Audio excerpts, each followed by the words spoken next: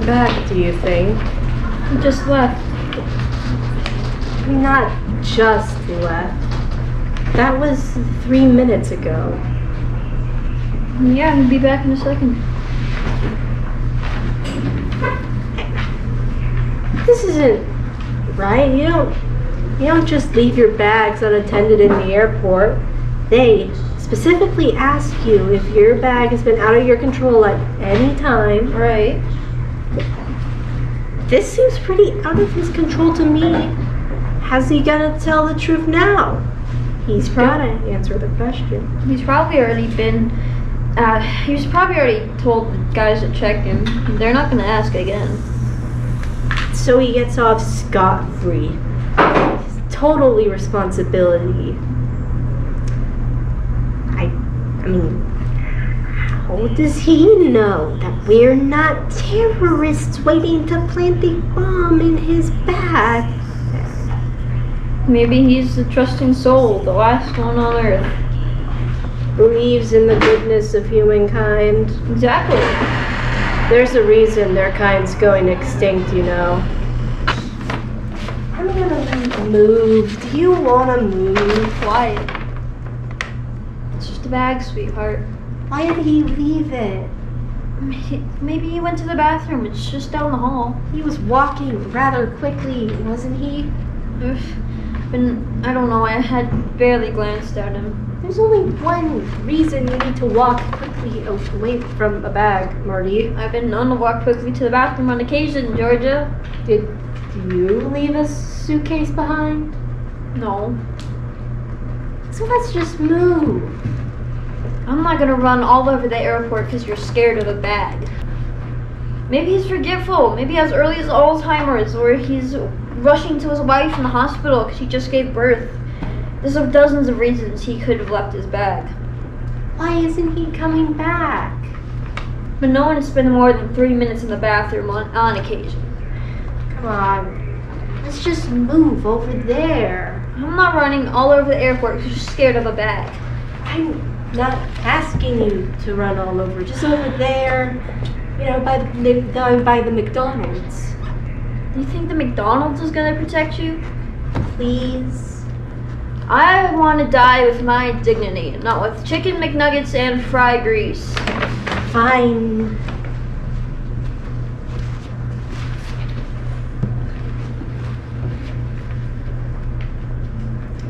I'm gonna tell the girl at the counter. No, they'll take his bag away.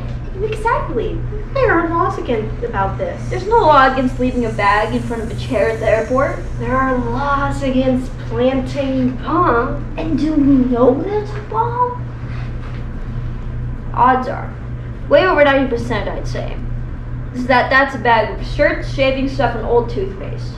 And you're willing to take that chance? I am. Well, what kind of shaving stuff? Straight razor? For God's sake, calm down. Attention all passengers. In the interest of security, please do not leave your baggage unattended. Unattended luggage is subject to search and seizure by police. Thank you. You see? That's not a law. Well, it should be. Who wants to... Why would he want to plant a bomb at gate B6? Maybe he hates Columbus. What's the hate in Columbus? We're in the heartland, Marty. If you want to strike terror in the mind of a nation, you hit it right in its heartland. Don't you know anything? When did you start talking like the Fox News channel? This isn't funny. No, it's not. You're talking about seizing some innocent man's luggage just because you're scared. Because these are scary times, Marty. The sooner you open your eyes to that, the better. He didn't look like a terrorist. He didn't? Who are you, Tom Clancy? You know what I mean. He didn't look foreign. Like an Arab? Well, yeah, I mean, not that all Arabs are bad. Like, there's plenty of good Arab Americans. You know, he just didn't look like them, good or bad. You said you weren't paying attention. I glanced at him. He seemed normal. Normal? You mean white? Not that all white people are normal. It's just... Timothy McVeigh. Do you know Bomber? Did they look normal to you? He didn't look like them, good or bad. It's not how they look, it's how they behave. Next one never looks the same, and this strikes me as suspicious behavior. I'm done flying with you. You're too much. Wait. Did you hear that? What? A click. The bag just made a clicking I sound. didn't hear anything. Oh my god, oh my god, oh my god. It's nothing. It was just, you're hearing things. It must have been something else. It came from the bag, Marty. Click, like a clock or something. Clocks don't go tick loud enough for you to hear them through a bag, and bombs don't go tick. When you been watching too many Roadrunner cartoons. I distinctly heard something coming from that bag. He has been gone a long time, hasn't he? You see, I am going to go call security. No! Well, why not? I don't want to be the one to tell him we got his bag destroyed. So you put his well-being over our own? It's not an either-or thing, Georgie. I can't believe you're willing to harbor a terrorist. What? You're making up, like, excuses for him? Maybe his wife's in the hospital. Maybe his wife is at another airport, leaving another suitcase in front of another unsuspecting couple that is set to detonate in 5 more seconds. Are you listening to what you're saying? Are you? I can't believe at a time like this you're siding with them. I'm not siding with anyone. I just don't want to live in some bad movie of the week. Too late, Georgie. Look around you. Good guys, bad guys. Nobody's going to make it any clearer. And I mean, if you're not willing to accept that, maybe you should just get out. What are you talking about? I thought I knew you better than this. So did I. I'm moving. If you want to die that badly, you're going to have to do it alone. For God's sake, Georgie. If you want proof, I'll give you proof. I'm gonna open up this stupid bag and shove every innocent pair of dirty little socks and underwear in your paranoid little face! No! Marty, get over. No. Marty. No! It's mine! You're gonna set it off. No! I don't care! Hell will be worse. Hell won't be any worse than you sitting here spouting this bull! Excuse me. Is this your bag? Yes. No. Is it or isn't it? It's not ours. Some guy just left it here. I was just about to show my wife something. Why don't you want him to open the bag, ma'am? Because there is a bomb in there. There's no bomb. No bomb. We have a code yellow at B6. Code yellow at B6. Do you see what you did? Code yellow. What is a code yellow? It's gotta be disclosed in there, sir. It's gotta be disclosed. Wait. I am an innocent bystander. He was the one who was to join us. She's the one who thought it was bomb. I'm rational. I'm rational.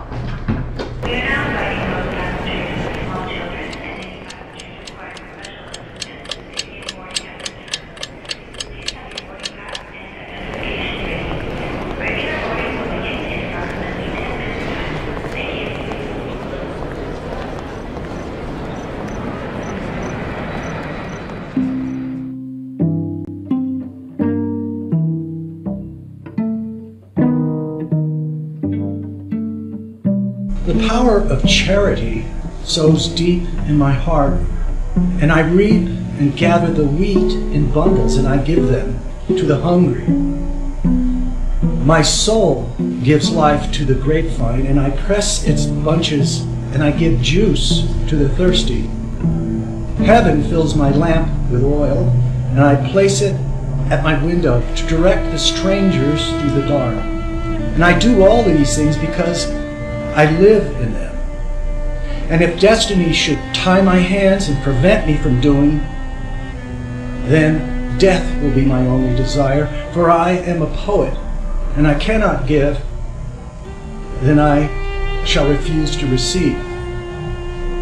Humanity rages like a tempest, but I sigh in silence, for I know that the storm will pass while a sigh goes to God.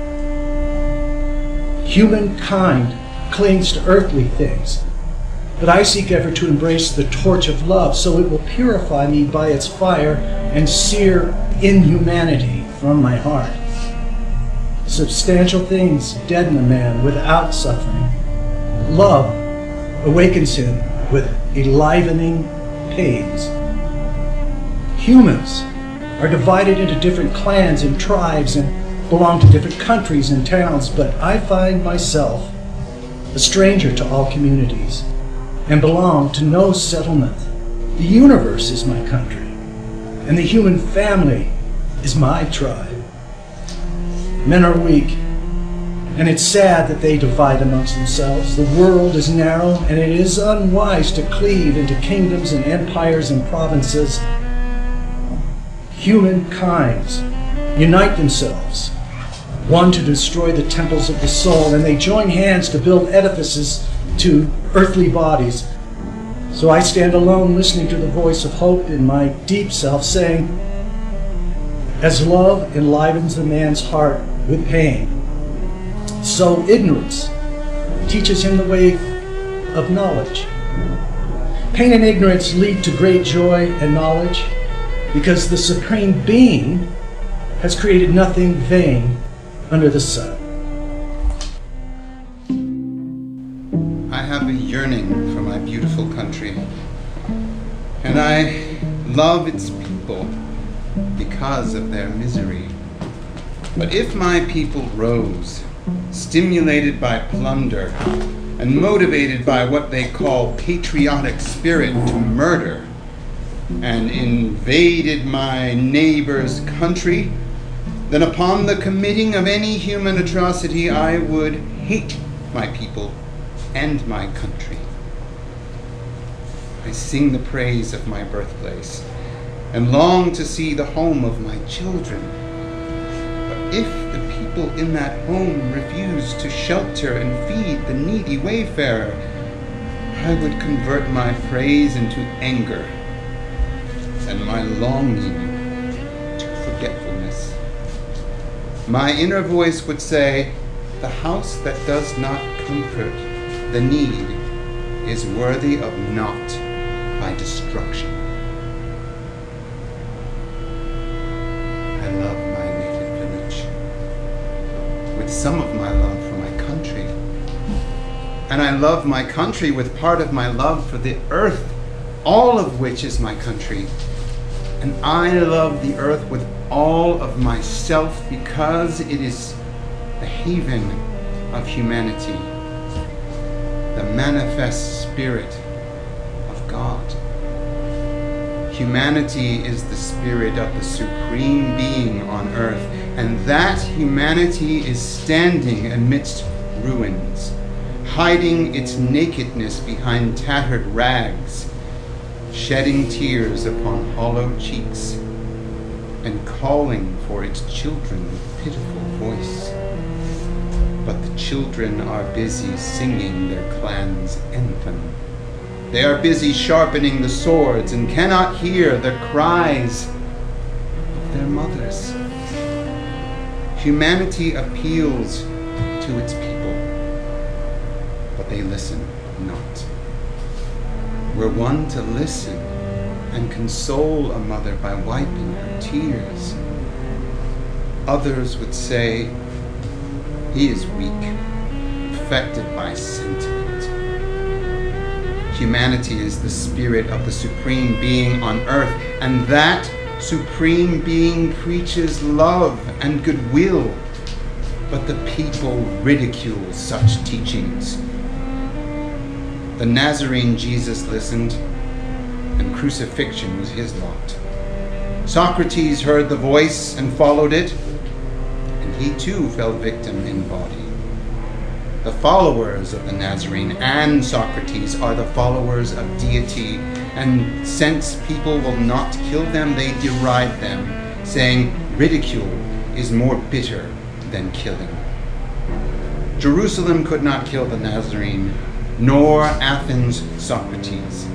They are living yet, and shall live eternally. Ridicule cannot triumph over the followers of deity. They live and grow forever.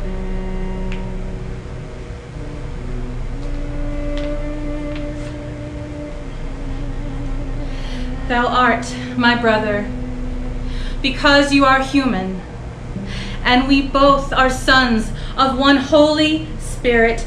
We are equal and made of the same earth. You are here as my companion along the path of life and my aid in understanding the meaning of hidden truth. You are human, and that fact sufficing, I love you as a brother. You may speak of me as you choose, for tomorrow shall take you away, and you will use your talk as evidence for this judgment, and you shall receive justice. You may deprive me of whatever I possess, for my greed instigated the amassing of wealth, and you're entitled to my lot if it will satisfy you. You may do unto me whatever you wish, but you shall not be able to touch my truth. You may shed my blood, you may burn my body, but you cannot kill or hurt my spirit. You may tie my hands, the chains at my feet with shackles, and put me in the dark prison, but shall not enslave my thinking, for it is free, like the breeze of a spacious sky. You are my brother, and I love you. I love you, worshiping in the church, kneeling in the temple, and praying in your mosque. You and I are the children of one religion. For the varied paths of religion are but the fingers of the loving hand of the Supreme Being, extended to all, offering completeness of spirit to all anxious to receive. I love you for your truth, derived from your knowledge, that truth which I cannot see because of my ignorance, but I respect it as a divine thing, for it is the deed of the Spirit.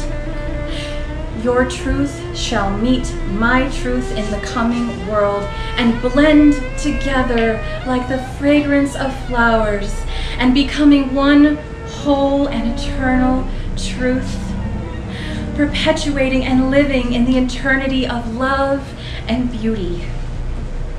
I love you because you are weak before the strong oppressor and poor before the greedy rich. For these reasons I shed tears and comfort you, and from behind my tears I see you embraced in the arms of justice, smiling and forgiving your persecutors. You are my brother, and I love you. You are my brother, but why are you quarreling with me? Why do you invade my country and try to subjugate me for the sake of pleasing those who are seeking glory and authority? Why do you leave your wife and children and follow death to the distant land for the sake of those who buy glory with your blood and high honor with your mother's tears? It is an honor for a man to kill his brother. It is an honor for a man to kill his brother, man. If you deem it an honor, let it be an act of worship, and erect a temple to Cain, who slew his brother Abel. It is self-preservation, the first law of nature. Then why then does greed urge you to self-sacrifice in order only to achieve his aim in hurting your brothers? Beware, my brother, of the leader who says, love of existence obliges us to deprive the people of their rights.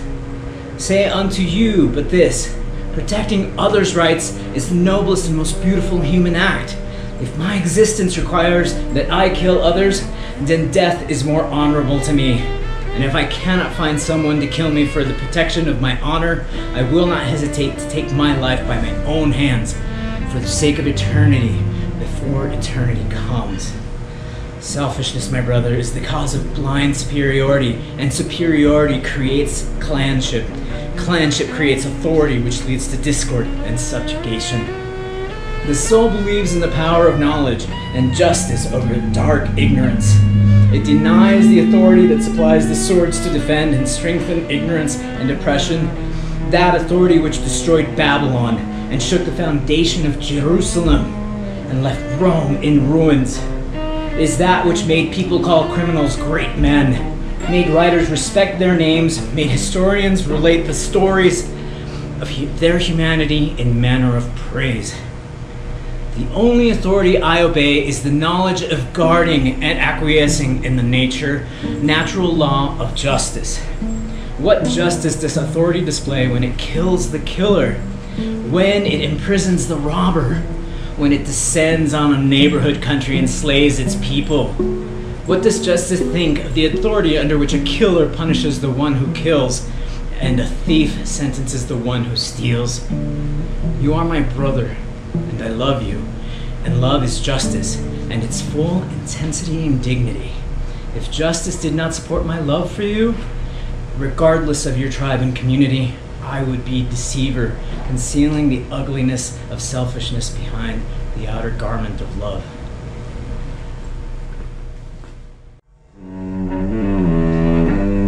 My soul is my friend who consoles me in misery and distress of life.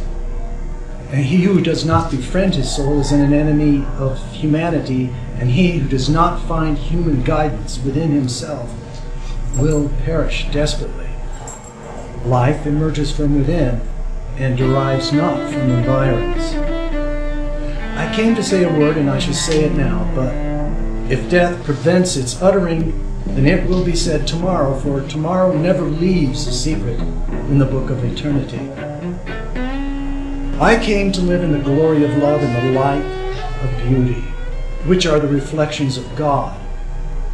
I am here living, and the people are unable to exile me from the domain of life, for they know that I will live in death, and if they pluck my eyes, I will hearken to the murmurs of love and the songs of beauty. And if they close my ears, I will enjoy the touch of the breeze, mixed with the incense of love and the fragrance of beauty. And if they place me in a vacuum, I will live together with my soul and the child of love and beauty. I came here to be all and with all. And what I do today in my solitude will be echoed by tomorrow to the people. What I say now with one heart will be said tomorrow by many hearts.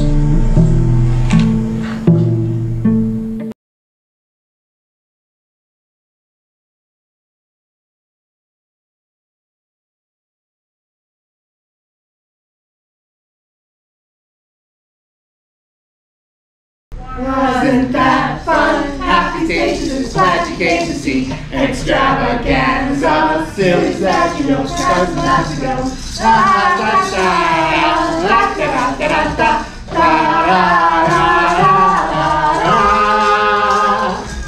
Happy stages is the place to be. It's a mindset inside of me. A voiced expression, a chance to shine, a place I can call mine. Makeup and tap shoes, those are things we use to tease and to lose. When we are lost, stage is where we go, lights and camera show. Da da da da da da da da da da. Happy stages is the place to be. It's a mindset inside of me.